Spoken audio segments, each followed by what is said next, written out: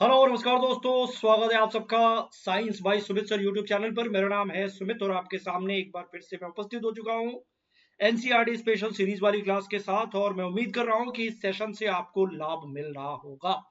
इस सेशन में हम लोग एनसीईआरटी के बुक को, साइंस की बुक को टू द पॉइंट लगातार डिस्कस करते हैं, डिकोड करते हैं और ये हमारे सभी एग्जाम्स के लिए बहुत बहुत उपयोगी कंटेंट है। अगर आप सीटेट एग्जाम की तैयारी कर रहे हैं, मैथ साइंस आपका सब्जेक्ट है, तो डेफिनेटली पेपर 2 में ये बहुत हेल्प करेगा आपको। अगर आप बीपीएससी टीआरई 4.2 एग्जाम्स की तैयारी कर रहे हैं या किसी अन्य एग्जाम्स की तैयारी कर रहे हैं, D triple S B exam की तैयारी कर रहे हैं, सुपर टेट एग्जाम की तैयारी कर रहे हैं, एमपी टेट वर्ग 2 एग्जाम की तैयारी कर रहे हैं, या रीट एग्जाम की तैयारी कर रहे हैं, या फिर किसी भी कॉम्पिटिटिव एग्जाम की तैयारी कर रहे हैं और एक विषय के तौर पर साइंस पढ़ना है, तो फिर ये सेशन आप ही के लिए है। और इस सेशन में अभी हम लोग क्या बात कर रहे हैं, देखिए ये चैप्टर नंबर 2 का तीसरा पार्ट है। इसका मतलब है चैप्टर 1 के 3 पार्ट हमने कवर कर लिए हैं, चैप्टर 2 के 2 पार्ट्स यानी टोटल 5 लेक्चर ऑलमोस्ट डन है, आपके इसी चैनल के प्लेलिस्ट में है। अगर वो आपने अब तक मिस किया है ना, जाके पहले वो भी देखिए, ये भी देखिए, वो भी देखिए, क्योंकि सारे के सारे कंटेंट इंपॉर्टेंट है। और आज हम लोग चैप्टर 2 जिसका नाम है micro organism friends for part 3 के बारे में हम लोग बात करेंगे, ठीक है ना। और इससे पहले कि मैं आज के सेशन को शुरू करूं, जानकारी आपके लिए यह है कि आप इस चैनल को सब्सक्राइब करेंगे। जिन्होंने नहीं किया मैं उनको बोल रहा हूँ, नए जो कैंडिडेट है। और चैनल यही है जिसपे आप ये क्लास देख रहे हैं, science by Sumit sir YouTube channel. और अगर आप सब्सक्राइब करेंगे तो क्लास से संबंधित नोटिफिकेशन आपको टाइम से मिल जाएगा और सारी सूचनाएं आपको मिल जाएंगी। और वैसे भी सूचनाओं के लिए आप टेलीग्राम चैनल भी ज्वाइन कर सकते हैं, यही नाम है साइंस बाय सुमित सर, तो दोनों जगह आप जुड़ सकते हैं। और ये हमारे आपके कम्युनिकेशन का एक रास्ता है, टेलीग्राम। चलो अब आज के टॉपिक के ऊपर बात करते हैं। फूड पॉइजनिंग की बात सबसे पहले हम लोग आज करने वाले हैं। सूक्ष्म जीवों के आधार पर हमने देखा था कि कैसे माइक्रो ऑर्गेनिज्म या बहुत सारे सूक्ष्म जीव हमें दवाई बनाने में, खाना बनाने में, खाद्य पदार्थों को बनाने में हेल्प करता है। फिर हमने देखा कि कुछ सूक्ष्म जीव हमें बहुत बहुत बीमार करते हैं। हमें क्या, पेड़ पौधों को भी बीमार करते हैं और अन्य जानवरों को भी करते हैं। उसी तरीके से सूक्ष्म जीवों की वजह से क्या कभी खाना बेकार हो जाता है, खाद्य पदार्थों में विषैले पदार्थों की मात्रा और बढ़ जाती है, जिसके खाने से क्या हमें और समस्याओं का सामना करना पड़ता है? इसका जवाब है बिल्कुल, फूड पॉइजनिंग का केस इसी से संबंधित है। यूजुअली आप जानते हैं कि सूक्ष्म जीवों द्वारा बेकार किए गए भोजन, संदूषित मतलब कंटेमिनेटेड फूड करने से, अगर खाद्य पदार्थ वो हम खाते हैं जिसको सूक्ष्म जीवों ने खराब कर दिया है, तो फिर वहां फूड पॉइजनिंग की समस्या हो सकती है। हमारे भोजन में उत्पन्न होने वाले सूक्ष्म जीव कभी कभी ना बहुत ज्यादा टॉक्सिक या विषैले पदार्थ उत्पन्न करते हैं। ये भोजन को भी बेकार बना देते हैं, टॉक्सिक बना देते हैं, विषैले बना देते हैं, जिसके सेवन से व्यक्ति भयंकर रूप से मरीज बन जाता है, रोगी बन जाता है और कभी कभी तो डेथ तक हो सकती है। इसका अल्टीमेट केस यही है। अतः यह आवश्यक है कि हम क्या खाते हैं, क्यों खाते हैं, इन सब चीजों का सवाल, इन चीजों को सवाल के रूप में हम अपने सामने रखें और फिर जब जवाब मिल जाए तब किसी चीज को खाएं ना खाएं। तो मतलब भोजन को कंटेमिनेट नहीं होने दो, संदूषित नहीं होने दो, सही तरीके से प्रिक्योर करो, सही तरीके से रखो, कुछ भी ऐसे नहीं खा लो, है ना, क्योंकि वहां से फिर दिक्कत होती है। अब देखो एक बच्ची जो है ना, बूझो पहले, बच्चे बच्ची बूझो के एक मित्र ने उसे पार्टी में आमंत्रित किया और वहां उन अनेक प्रकार के उन्होंने व्यंजन खाए। पार्टी की बात हो रही है, घर आने पर उसे उल्टी होने लगती है, दस्त होने लगती है। उसे जब अस्पताल ले जाया गया तो डॉक्टर ने बता दिया कि ये तो फूड पॉइजनिंग है। अब ये स्थिति बूझो के दिमाग में उत्पन्न होती है कि क्या होता है फूड पॉइजनिंग। हो सकता है कोई ऐसा खाद्य पदार्थ उसने पार्टी में खा लिया होगा जो शायद उतना स्वच्छ नहीं होगा, कंटेमिनेटेड होगा, मे बी शायद ध्यान नहीं दिया होगा और उसी वजह से फूड पॉइजनिंग उसको हो गया। और फूड पॉइजनिंग में डायरिया तो होता ही है, वोमिटिंग तो होता ही है, ये कॉमन है, ये इसके लक्षण है। ये प्रश्न पूछ सकते हैं क्या क्या हो सकता है फूड पॉइजनिंग में।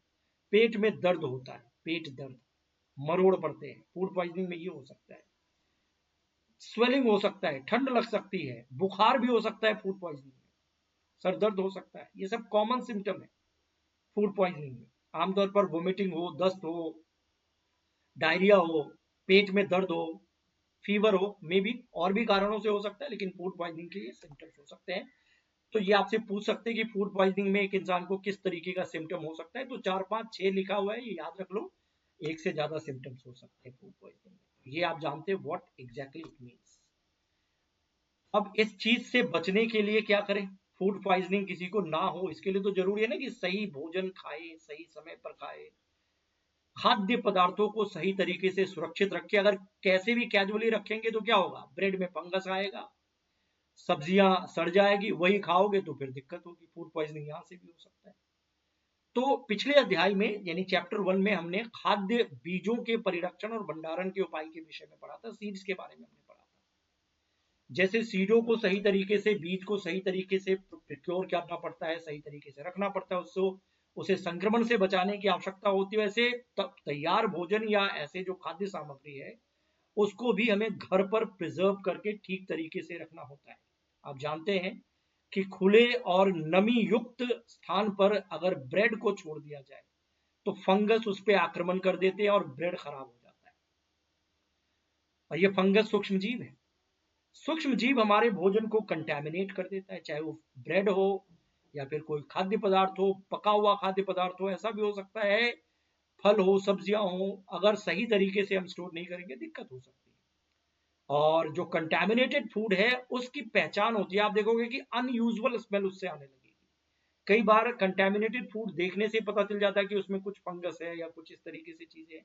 कई बार अगर फिजिकली आपको देखने से पता नहीं चल रहा है तो स्मेल से आपको अजीब टाइप की स्मेल आ रही है, तो समझ लो कुछ नई चीज बन गई है उसके अंदर, वो संदूषित हो चुका है, खराब हो गया है, शायद उसको हमें नहीं खाना चाहिए। और ये अवेयरनेस हम सबके लिए जरूरी है।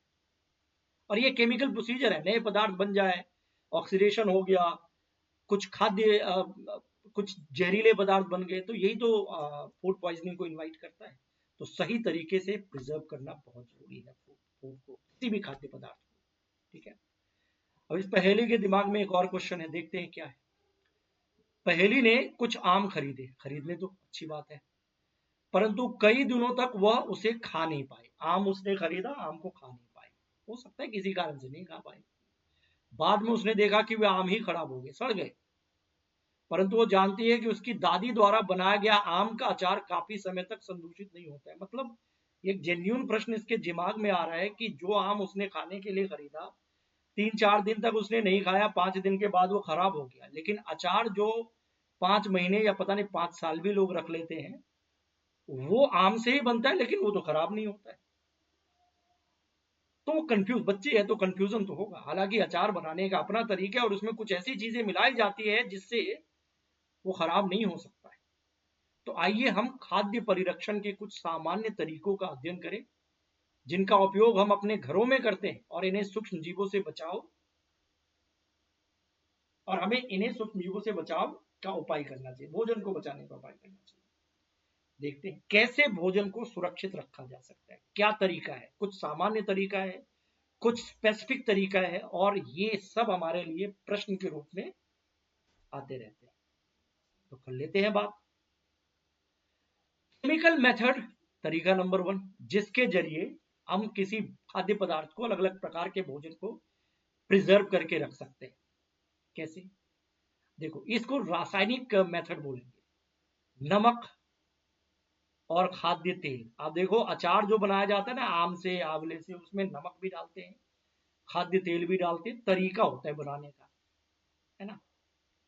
तो नमक और खाद्य तेल का उपयोग सूक्ष्म जीवों की वृद्धि रोकने के लिए सामान्य रूप से किया जाने वाला एक उपाय है, घरेलू उपाय। माइक्रोब्स को पनपने नहीं देगा ये तेल, सरसों तेल या नमक, तो वो आम खराब नहीं होगा, वो खाद्य पदार्थ खराब नहीं होगा। आप इनको प्रिजर्वेटिव के कैटेगरी में रख सकते हैं, आप इनको जनरल प्रिजर्वेटिव कह सकते हैं। नमक से कंजर्व किया जा मतलब प्रिजर्व किया जाता है खाद्य पदार्थों को, तेल से, चीनी से भी कर सकते हैं, देयर आर मेनी सब्सटेंसेस। हम नमक अथवा खाद्य अम्ल का उपयोग अचार बनाने में करते हैं। इसी नमक के कारण, एसिड के कारण, खाद्य तेल के कारण माइक्रोब्स बढ़ ही नहीं पाते। सारा खेल तो माइक्रोब का है ना, सूक्ष्म जीव, माइक्रोब्स, रोगाणु, कीटाणु अगर पनपेगा नहीं भोजन में तो खराब क्यों होगा, है ना। तो ये तेल या फिर नमक जेनेरिक उपाय हो गया। अच्छा, एक बड़ा इंपॉर्टेंट यहाँ से प्रश्न भी पूछा गया, देखो यहाँ से ये याद रखना है। दो पदार्थ, केमिकल पदार्थ का नाम लिखा हुआ है, ये आप विजुअल भी देख सकते हैं। Sodium benzoate, it's a chemical substance, and sodium metabisulphide, ये याद रखो, ये फूड प्रिजर्वेटिव है। What is this? Sodium benzoate, SB number 1, ये प्रश्न आया है, and sodium metabisulphate, SMS लिख दे रहा हूं, ठीक है, मेटाबाइसल्फाइड, कॉमन प्रिजर्वेटिव है। इसको हम लोग यूज करते हैं भोजन को सुरक्षित रखने में, जैम एवं स्क्वैश बनाने में इन रसायनों का उपयोग करके हम उसे कंटेमिनेट होने से बचा देते हैं। तो सामान्य तौर पर नमक से फूड को प्रिजर्व कर सकते हैं, खाद्य तेल से तो कर ही सकते हैं, कुछ एसिड से कर सकते हैं, अचार वगैरह बनाया जाता है। इसके अलावा जो केमिकल कंपाउंड का नाम यहाँ पे लिखा हुआ है, sodium metabisulphide and sodium benzoate, इसके जरिए भी खाद्य पदार्थों को बेकार होने से बचाया जा सकता है। ये पूछा जा सकता है, दोनों का नाम याद रख लेना। तो ये हो गया केमिकल ट्रीटमेंट। इसमें एक है केमिकल मेथड में ही हम बात कर रहे हैं नमक द्वारा। नमक द्वारा हमने अभी देखा प्रिजर्वेशन बाय कॉमन सॉल्ट, कैसे नमक के जरिए कुछ खाने वाली चीजों को प्रिजर्व किया जा सकता है। सामान्य नमक का उपयोग मांस और मछली के परिरक्षण के लिए काफी लंबे अरसे से किया जाता है। कॉमन सॉल्ट जो हम घर में खाते हैं ना, sodium chloride, common salt has been used to preserve meat and fish for ages. ये आपके लिए एक प्रश्न है नंबर 1। मीट मछली को प्रिजर्व करके नमक के साथ रखते हैं ना, तो ये प्रिजर्व रहता है, ये सही बात है। जीवाणु या बैक्टीरिया की वृद्धि को रोकने के लिए मांस तथा मछली को सूखे नमक से ढक दिया जाता है, ये सच बात है। और साथ ही साथ नमक का उपयोग आंवला इमली के परिरक्षण में किया जाता है, अचार बनाते हैं उसमें भी नमक डालते हैं। तो नमक द्वारा प्रिजर्वेशन हो गया, डन। चीनी से भी कर सकते हैं क्या? बिल्कुल कर सकते हैं। देखो शुगर जो है ना, जैम जेली स्क्वैश का जो प्रिजर्वेशन है ना, वो चीनी द्वारा किया जाता है। नमक भी प्रिजर्वेटिव है एक तरीके से, चीनी भी है। चीनी के प्रयोग से ना खाद्य पदार्थ की जो नमी है उसमें कमी आती है। मॉइस्चर जो भोजन में होते हैं ना, या कोई भी खाद्य पदार्थ उसमें पानी है, नमी है, शुगर डालने से, शुगर के प्रयोग से उसमें कमी आती है। ये भी एक तथ्य है जो कंटेमिनेटेड करने वाले जीवाणुओं को वृद्धि को नियंत्रित कर देता है। अगर मॉइस्चर कम हो जाएगा तो बैक्टीरियल ग्रोथ रुक जाएगा, और बैक्टीरियल ग्रोथ रुक गया तो खाना खराब नहीं होगा। तो नमक, चीनी, ये दोनों हमने देख लिया। ऑयल और विनेगार, ये भी हमने देख लिया। ऑयल से भी अचार वगैरह में आप देखो प्रिजर्व किया जाता है। विनेगार एसिड है एक तरीके से। तेल और सिरके का उपयोग अचार को खराब होने से, कंटेमिनेट होने से बचाने में किया जाता है, क्योंकि इसमें जीवाणु इस मीडियम में, ऑयल मीडियम में या विनेगार में जीवित ही नहीं रह सकता है। जीवाणु को रोको, कीटाणु को वृद्धि को रोको। सब्जियां, फल, मछली तथा मांस का परिरक्षण भी इस विधि द्वारा करते हैं। तो बहुत सारे तरीके हैं, कुछ केमिकल सोफिस्टिकेटेड मेथड है, तो कुछ कॉमन ऐसी सामग्री से भी हम प्रिजर्व कर सकते हैं भोजन को, जो हमारे घर में उपलब्ध होता है, चाहे वो तेल हो, शुगर हो, या फिर नमक हो, या फिर विनेगार भी घर में उपलब्ध हो सकता है, आप दुकान से खरीद सकते हैं। कोई ये बहुत हार्ड केमिकल नहीं है। और तरीका क्या हो सकता है? गर्म करना, ठंडा करना, डिपेंड्स कौन सा पदार्थ है, क्या सिचुएशन है, किस तरीके से कितने समय तक के लिए प्रिजर्व करना है, वगैरह वगैरह, बहुत सारे तरीके हैं। तो उसी में से एक तरीका है hot and cold treatment, heat and cold treatment जिसको हम कहते हैं। आपने देखा माँ दूध उबाल कर रखते हुए, आपने देखा होगा माँ को, है ना, दूध को ऐसे नहीं रखते, उबाल कर रखते। उबालने से क्या होता है? सूक्ष्म जीव नष्ट हो जाते हैं दूध में जो भी होंगे, क्योंकि एक हाई टेम्परेचर पे आप बॉईल करोगे तो माइक्रोब्स नष्ट हो जाएंगे, नहीं उबालोगे तो खराब हो जाता है दूध। इस प्रकार गर्म करके फिर ठंडा करो, और फिर कम टेम्परेचर पे फ्रिज में रख देते हैं, क्योंकि फ्रिज जो है ना जीवाणुओं या सूक्ष्म जीवों की वृद्धि को रोक देता है, वो उतना टेम्परेचर सपोर्ट देता ही नहीं, लो टेम्परेचर होता है। तो फ्रिज का इस्तेमाल भोजन को ठंडा रखने के लिए, और दूध जैसे खाद्य पदार्थों को गर्म करके उसके रोगाणु, कीटाणु, सूक्ष्म जीव को मारने के लिए करते हैं। तो गर्म करना, हालांकि गर्म दूध ऐसे फ्रिज में नहीं रखना चाहिए, तो उसे ठंडा करके फ्रिज में रखते हैं, उसके बाद वो काफी लंबे समय तक रह जाता है। और हम जो ये वाला दूध लेते हैं ना, जैसे एक नॉर्मल होता है मवेशी से दूध मिलता है, उसको उबालना जरूरी है, लेकिन जो पैकेज दूध होता है ना, जो पैकेट में हमें मिलता है, वो ऑलरेडी उबला हुआ होता है। पास्चराइजेशन प्रोसेस से उसको बहुत गर्म करके फिर ठंडा करके पैक किया जाता है। आप इसे बिना उबाले भी रख सकते हो, लेकिन एक तरीका होता है, एक टाइम होता है इसका। अब ये नहीं कि दूध को ऐसे रख दिया 20 दिन तक ऐसे रख दिया, ऐसे थोड़ी होता है। फिर भी एक तरीका होता है। जो दूध आपका 5 घंटे में 7 घंटे में खराब हो जाएगा, अगर वो पॉस्चराइज है तो उसको खराब होने में ज्यादा समय लगेगा, 3 दिन 4 दिन 5 दिन तक टिक जाएगा, मे बी डिपेंड्स। सो उसको रखना पड़ता है तरीके से। तो थैलियों में जो आने वाला दूध है ना, अब इस बच्चे के दिमाग में प्रश्न है कि थैलियों में आने वाला दूध वो खराब क्यों नहीं होता है। इसको आप 1-2 दिन ऐसे ही फ्रिज में रख दो, कुछ दिक्कत नहीं होगी, लेकिन नॉर्मल दूध जो भैंस से आया है, गाय से आया है, उसको रख दोगे मे बी वो खराब हो जाए, क्योंकि वो उबला हुआ पहले नहीं है, और ये ऑलरेडी उबला हुआ देखा नहीं, क्योंकि ये पॉस्चरीकृत है, पास्चराइज मिल्क है। पास्चराइजेशन एक तकनीक होता है, और उसी से प्रोसेस करके ये मदर डेयरी या अमूल या जो भी आपके इलाके में दूध मिलता है ना, पैकेज दूध, वो आप तक पहुंचता है। तो पॉस्चराइजेशन प्रोसेस का सहारा लिया जाता है। व्हाट डज इट मीन्स, क्या होता है ये?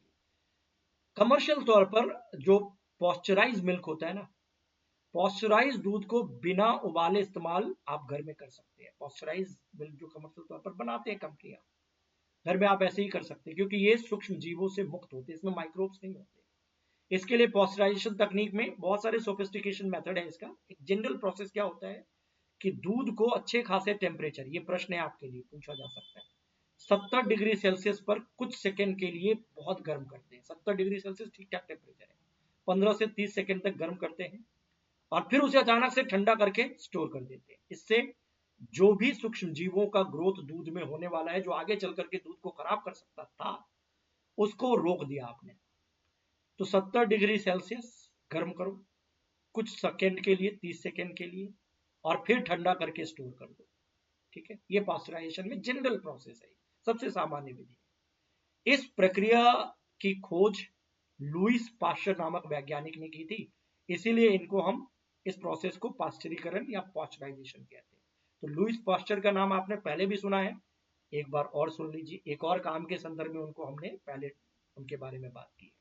तो पास्चराइजेशन, पास्चर लुईस पास्चर के नाम से ही आया है, और बहुत हाई टेम्परेचर पे गर्म करके यकायक ठंडा करने की विधि और दूध को स्टोर करने की विधि है। इसी से फिर पैकेजिंग मिल्क तैयार होता है, वो खराब नहीं होता है। ठीक है ना, इसमें लोग पैकेट वाला दूध ऐसे भी पी सकते हैं, पी लेते हैं, उबाल के पियो तो और अच्छी बात है।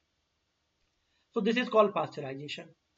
ठीक है, अब स्टोरेज एंड पैकेजिंग की भी बात कर ले, क्योंकि खाद्य पदार्थ चलो कुछ ऐसे भी होते हैं जिनको आपको सही से स्टोर करके रखना है, वो 2 दिन में खत्म नहीं होता है, उसको खत्म होने में उसको महीनों तक आप रख सकते हो, जैसे ड्राई फ्रूट्स वगैरह है, तो वो तो 1-2 दिन में खत्म नहीं होता ना। उसको ठीक तरीके से अगर पैक करके रखोगे तो काफी दिनों तक वो रहता है सुरक्षित। और उसकी पैकेजिंग में, उसके स्टोरेज में कोई प्रॉब्लम हो जाए तो हो सकता है ड्राई फ्रूट भी खराब हो जाए। जो ड्राई फ्रूट 4 महीने टिकने चाहिए, वो अगर 10 दिन में खराब हो जाए तो नुकसान ही है ना एक तरीके से। चलो दूध 10 दिन नहीं टिक सकता है, लेकिन ड्राई फ्रूट तो 10 का 40 दिन टिक सकता है, 50 दिन, 100, 70 दिन, 80 दिन तरीके से। सब्जियां 10-10 दिन लोग ऐसे रख लेते हैं, 2 दिन में खराब नहीं होता है, लेकिन अगर ठीक से नहीं स्टोर करोगे तो सब्जियां फल 3 दिन में खराब हो जाता है, ऐसे भी तो होता है। तो आजकल मेवे, ड्राई फ्रूट, सब्जियां भी वायु रोधी सील के किए गए पैकेट में बेचे जाते हैं। आप देखोगे ये जो ड्राई फ्रूट्स है या जो भी है, इसको पैकेट में अगर आपने बंद कर दिया ना इस कंटेंट को, तो हवा का संपर्क रोक दिया। अब इसमें कोई केमिकल रिएक्शन जैसी चीजें होगी नहीं, ऑक्सीडेशन वगैरह नहीं होगा, खराब नहीं होगा, सूक्ष्म जीवों की वृद्धि नहीं होगी, इससे सुरक्षित मिल जाए, सुरक्षा रहता है, सुरक्षा मतलब कि सही रहता है ये खाद्य पदार्थ। तो इस तरीके से स्टोरेज के जरिए, सही तकनीक के जरिए, कुछ प्रिजर्वेटिव्स के जरिए आप खाद्य पदार्थों का ध्यान रखें, भोजन का ध्यान रखें, संदूषित ना होने दें, वो आपका ध्यान रखेगा, नहीं तो फिर वो परेशान करेगा। सीधी सी बात है। तो ये पॉइंट हमारा था डिस्कशन। अब थोड़ा नाइट्रोजन फिक्सेशन के बारे में बात कर ले। नाइट्रोजन स्थिरीकरण क्या होता है? वायुमंडल में जो नाइट्रोजन है गैस के रूप में, इस नाइट्रोजन की आवश्यकता प्लांट्स एनिमल सबको होती है ना, ठीक। तो प्लांट्स को प्रोटीन बनाने के लिए जो नाइट्रोजन चाहिए वो डायरेक्ट उस तरीके से तो ले नहीं सकता है ना, जिस तरीके से हम ऑक्सीजन ले लेते हैं प्लांट, वैसे नाइट्रोजन या कार्बन डाइऑक्साइड जैसे प्लांट ले लेते हैं ना, प्लांट की पत्तियां, वैसे नाइट्रोजन नहीं ले सकते। उसका अपना तरीका है। नाइट्रोजन इनडायरेक्ट तरीके से प्लांट तक जाता है, प्लांट से फिर एनिमल में, एनिमल से एनिमल में, और फिर वो एनिमल प्लांट जब खत्म होता है तो वापस एटमॉस्फेयर में मिक्स हो जाता है नाइट्रोजन। तो नाइट्रोजन की जो मात्रा है वो लगातार बनी रहती है, ऑल्दो इसको कंज्यूम किया जाता है, खर्च किया जाता है, लेकिन फिर किसी तरीके से वायुमंडल में मिल जाता है नाइट्रोजन। तो इसका एक चक्र चलता है, नाइट्रोजन साइकिल जिसको हम कहते हैं। और इसी से ये नाइट्रोजन स्थिरीकरण का टर्म भी जुड़ा हुआ है। आपने कक्षा 6 और 7 में राइजोबियम जीवाणु के बारे में, बैक्टीरिया के बारे में पढ़ा है, जो दलहनी पौधे होते हैं ना, लेगुमिनस प्लांट्स। राइजोबियम बैक्टीरिया के बारे में हम सब ने सुना है, पढ़ा है। ये जो दलहनी पौधे होते हैं, लेगुमिनस प्लांट्स होते हैं, में उसके रूट में मौजूद होते हैं, और नाइट्रोजन फिक्सेशन में इसका अपना रोल होता है। ये बैक्टीरिया का, राइजोबियम बैक्टीरिया। याद कीजिए कि राइजोबियम लेग्यूम पौधे की ग्रंथिकाओं में रहते हैं, जैसे सेम हो गया, मटर हो गया, जो कि एक सिम्बायोटिक रिलेशन को रिप्रेजेंट करता है। सिम्बायोटिक रिलेशन, ये देखो, roots of leguminous plant with root nodules यहाँ पे होते हैं, और ये सिम्बायोटिक रिलेशनशिप होता है। सिम्बायोटिक रिलेशनशिप क्या है?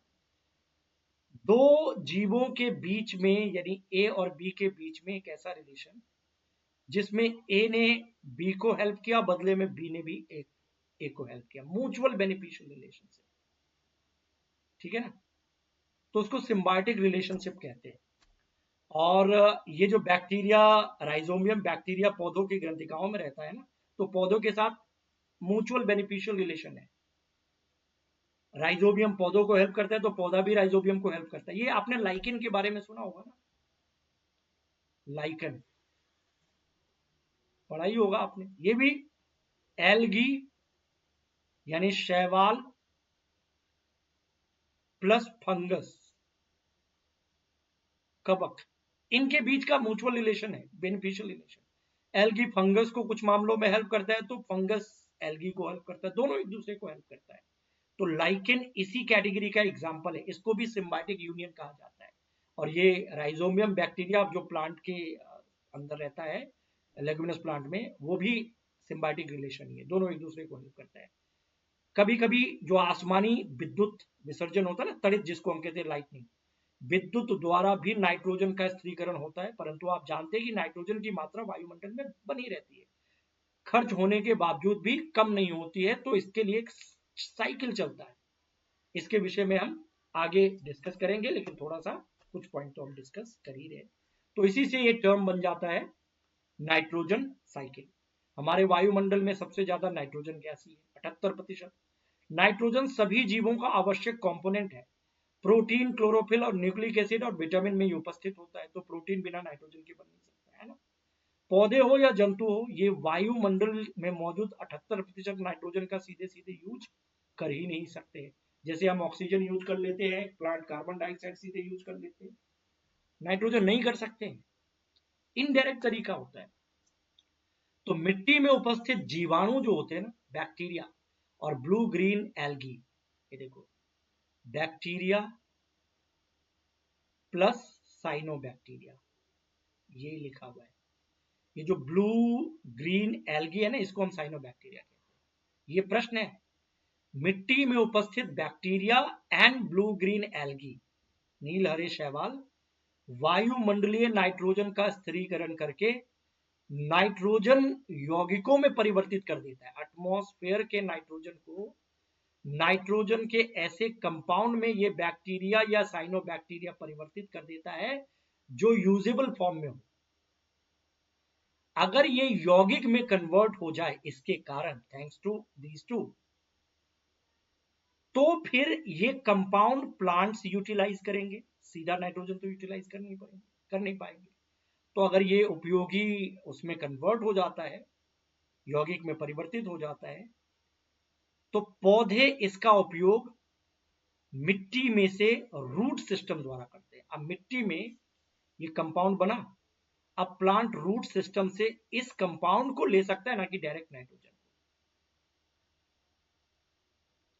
इसके बाद अवशोषित नाइट्रोजन का उपयोग फिर प्लांट प्रोटीन और अन्य यौगिकों के निर्माण में करता है, और फिर इस प्लांट को कोई एनिमल खाएगा तो उसको वो कंटेंट मिल जाएगा। एनिमल को प्लांट से प्रोटीन मिल सकता है, और एनिमल को भी एनिमल खाता है ना। तो एनिमल में भी जो प्रोटीन है उससे, मतलब मीट मछली लोग खाते हैं, हम लोग खाते हैं, या कोई भी ह्यूमन बीइंग खाता है। अब खाओ ना खाओ आपके चॉइस की बात नहीं कर रहा हूं, खा तो सकते ही है ना, इंसान तो खाता ही है मीट मछली। कुछ लोग नहीं खाते हैं तो वेजिटेरियन है ना, तो जानवर ही तो है, तो प्रोटीन अच्छा खासा मिलता है। दाल हम खाते हैं, सोयाबीन खाते हैं, उसमें प्रोटीन होते हैं, लेकिन उसको कहां से मिला?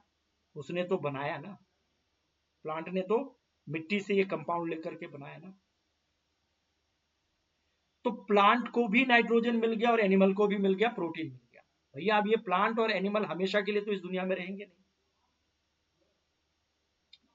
चलो जिसको मिलना था वो मिल गया, अब ये कभी ना कभी तो प्लांट एनिमल खत्म होंगे ना, डिकम्पोज होंगे, मिट्टी में वापस मिल जाएंगे। तो यहां से आप देखो, पौधे और जंतुओं की जब मृत्यु हो जाती है तो ये मिट्टी में उपस्थित जीवाणु एवं फंगस नाइट्रोजनी अपशिष्ट को वापस नाइट्रोजन यौगिक में परिवर्तित कर देते हैं, जो पौधे द्वारा, दूसरे प्लांट द्वारा फिर उपयोग में आते हैं। और कुछ विशिष्ट जीवाणु नाइट्रोजनी यौगिकों को नाइट्रोजन गैस में परिवर्तित कर देते हैं, और ये वायुमंडल में वापस चले जाते हैं। अतः वायुमंडल में नाइट्रोजन की मात्रा लगभग स्थिर रहती है। ये इस स्लाइड से देखो। अब देखो, एटमॉस्फेयर में नाइट्रोजन है 78%, ठीक बात है। Nitrogen fixing bacteria in the root nodules of leguminous plants, और nitrogen fixing bacteria in soil, मिट्टी में, इन सब बैक्टीरिया ने क्या किया, इस एटमॉस्फेरिक नाइट्रोजन को किसी ऐसे कंपाउंड में बदला जिससे कि प्लांट यूज कर ले। तो एक प्रोसेस है अमोनिफिकेशन। इसने, इस बैक्टीरिया ने इसे अमोनियम आयन में बदल दिया। नाइट्रोजन से ये बना, अमोनिफिकेशन हुआ, ये पहला स्टेप हुआ, ध्यान रखना। और फिर एक दूसरा स्टेप होता है नाइट्रिफिकेशन। इसके कारण ये जो अमोनियम आयन बना है ना, उसके बाद ये कुछ बैक्टीरिया जिसको नाइट्रीफाइंग बैक्टीरिया कहते हैं, एक है nitrogen fixation soil bacteria, then nitrifying bacteria. इसने नाइट्रिफिकेशन से इस अमोनियम को नाइट्राइट्स में कन्वर्ट किया। किस में किया? नाइट्राइट्स। और फिर से ये नाइट्राइट्स नाइट्रेट्स में बदल गया। यस, ये याद रखना है। देखो, एटमॉस्फेयर में नाइट्रोजन, बैक्टीरिया के जरिए ammonia, then nitrites and then nitrates. यही तो कंपाउंड है, इसी में तो बदलना था। अब ये बदल गया। अब यहां ये नाइट्रेट प्लांट ले सकते हैं, एसिमुलेट करके इसको ये ले सकते, ले लिया, इसको यही चाहिए था। और यहां तक पहुंचाने के लिए वो बैक्टीरिया की भूमिका महत्वपूर्ण थी, इसने ले लिया। अब यहां प्रोटीन बना इस प्लांट को, अब ये जानवर खा रहा है, इस जानवर को कोई और जानवर खाएगा, कभी न कभी ये जानवर, ये प्लांट खत्म होंगे, डिकम्पोज होंगे, होने दो। जब ये डिकम्पोज होंगे तो फिर ये साइकिल वापस शुरू हो जाएगा।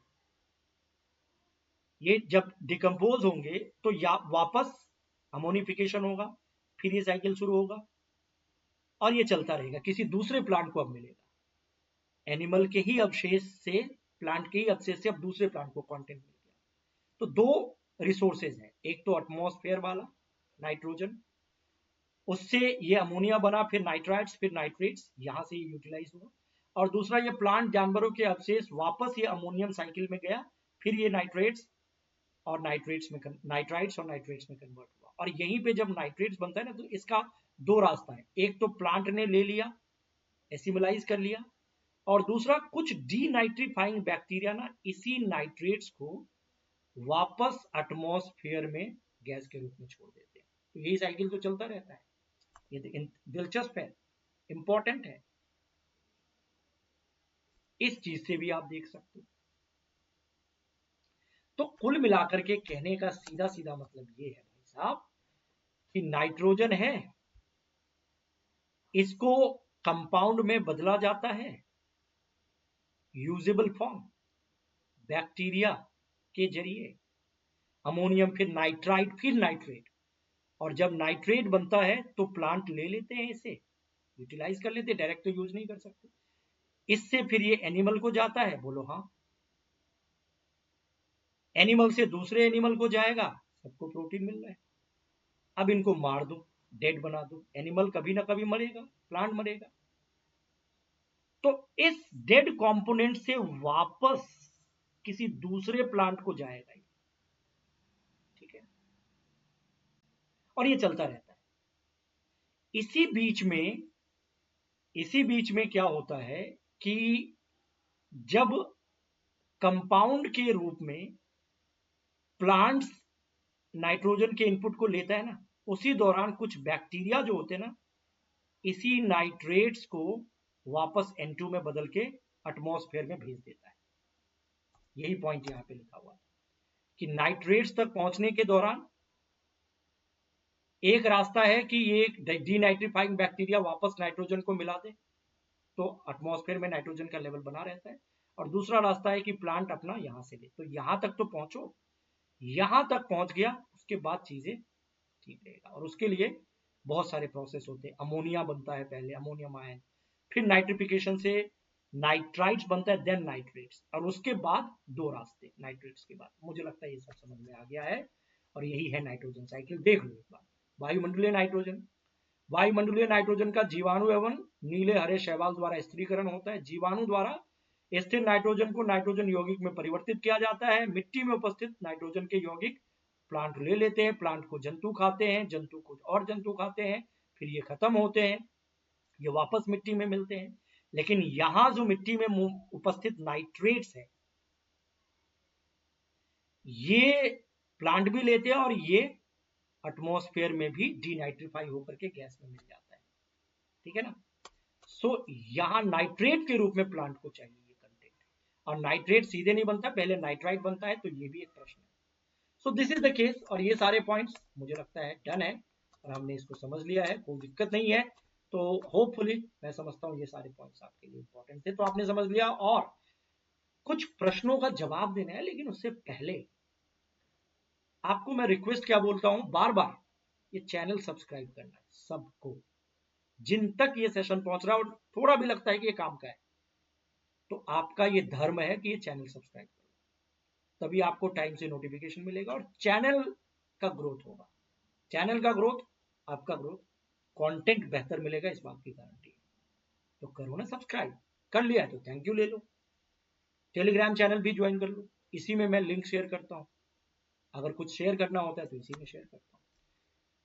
कुछ प्रश्न मैंने कल परसों आपको बताया था प्रीवियस क्लास में, उसी आधार पर एक प्रश्न है कि कौन सा वायरस द्वारा होने वाले डिजीज का समूह है। ये चूंकि लेक्चर नंबर 2 में मैं बता चुका हूं, तो मैं हक रखता हूं कि ये प्रश्न मैं पूछ सकता हूं आपसे।